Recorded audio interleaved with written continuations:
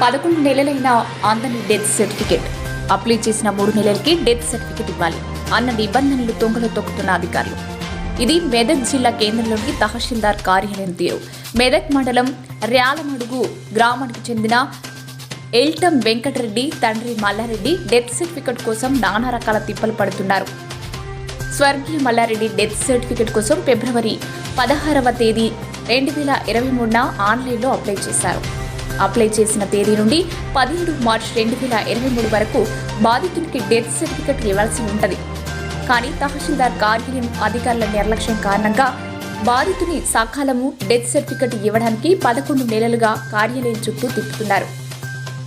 Death సర్టిఫికేట్కు సంబంధించిన అన్ని రకాల అర్జీలను అధికారులకు అందజేసిన నిర్లక్ష్యం వహించడంపై బాధితుడు తీవ్ర ఆవేదన వ్యక్తం చేస్తున్నారు.